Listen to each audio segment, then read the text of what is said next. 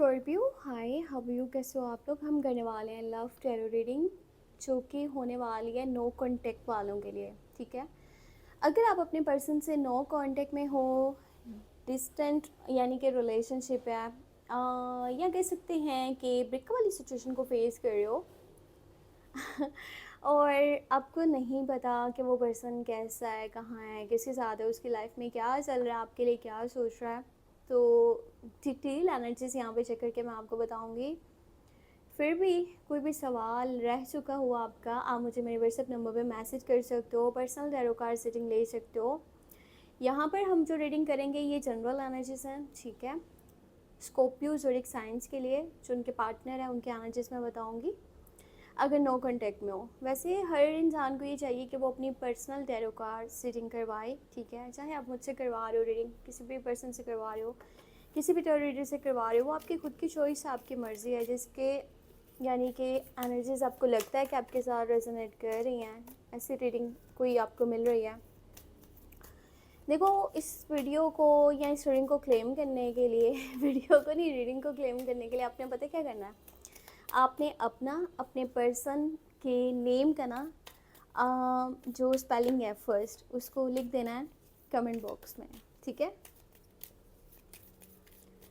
अच्छा, सबसे पहले जो चीज़ हमें यहाँ पे चेक करनी है ना, वो है करंट एनर्जीज।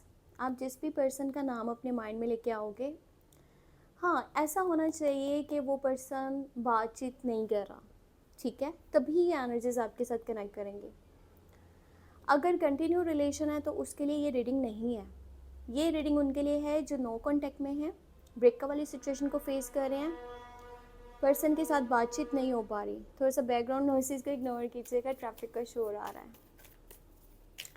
तो चलिए देखते हैं कि अभी आपके जो पार्टनर है ना, आपके पर्सन, आपके लवर हैं, आप जिनके बारे में डे एंड नाइट सोच रहे हो, वो आपके बारे में अभी क्या सोच रहे हैं। सो हम चेक कर लेते हैं।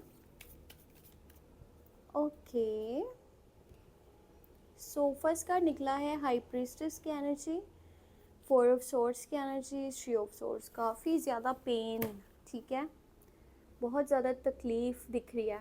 ये पर्सन बहुत ज़्यादा तकलीफ़ बर्दाश्त कर रहा है।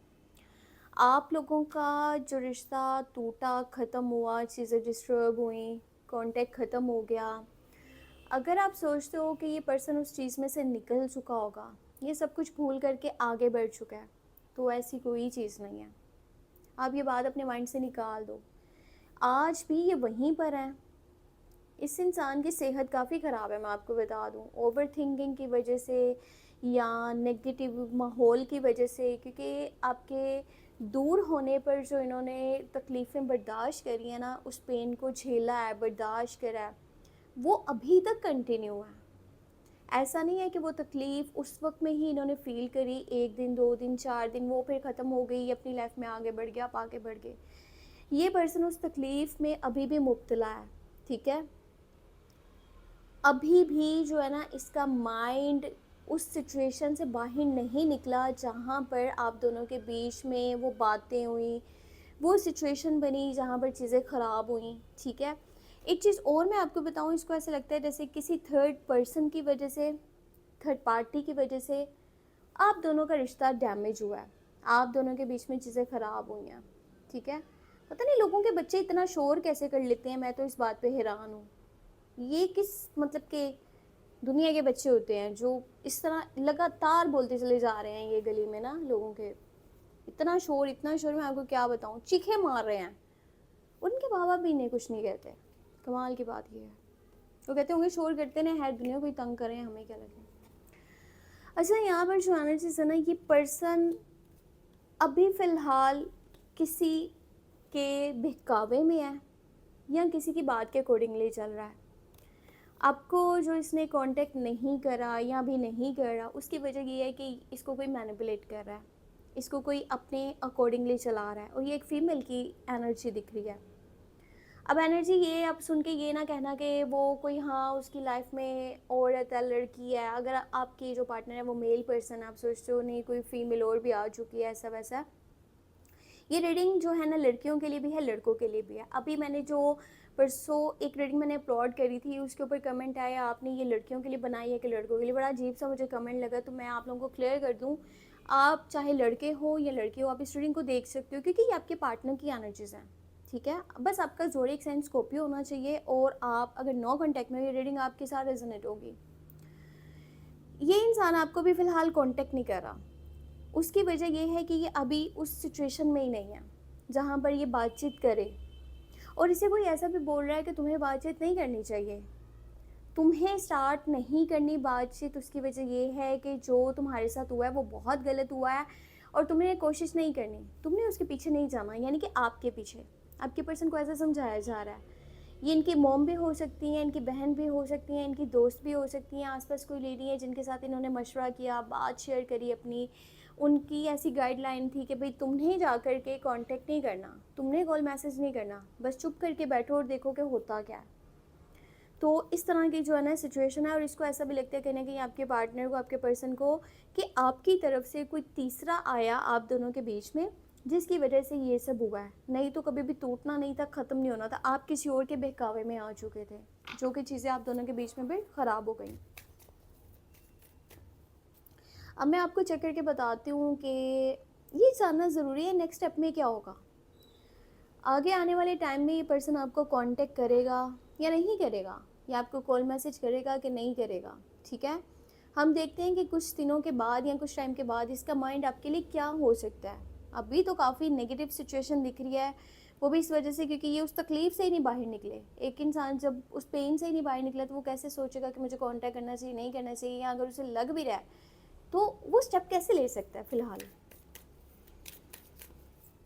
अब मैं आपको बताती हूँ कि कुछ डेज़ के बाद या आगे चल कर के, ठीक है, इस एनर्जी के बाद जो है ना क्या होगा इनका माइंड आपके लिए। ओके,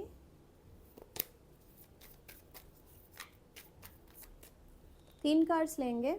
डेविल, अच्छा पहले भी डेविल आया है, फिर से मैंने शफल किया, फिर डेविल आ गया।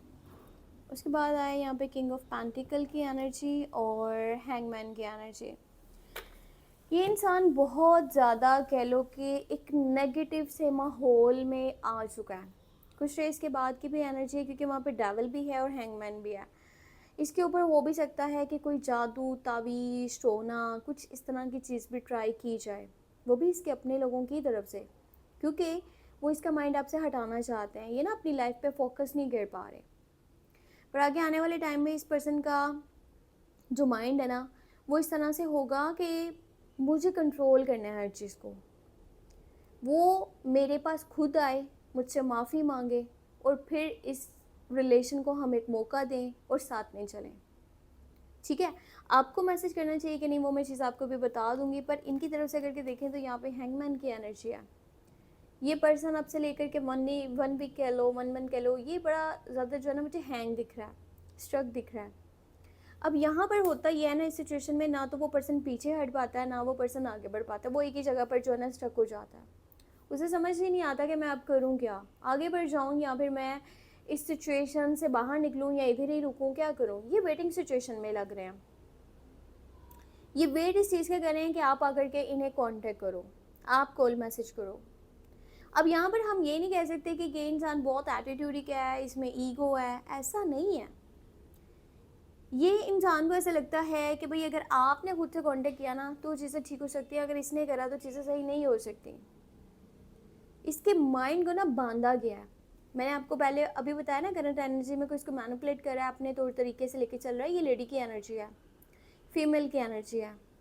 आगे भी इसी तरह से चीज़ें चलनी है, इसको मैनिपुलेट किया जाएगा, इसको अपने अकॉर्डिंगली चलाया जाएगा, इसके ऊपर कोई चीज़ भी ट्राई की जा सकती है, कोई स्पेल कह लो, कोई जादू, तवीज़, सोना, ठीक है, इस तरह की कोई चीज़ है।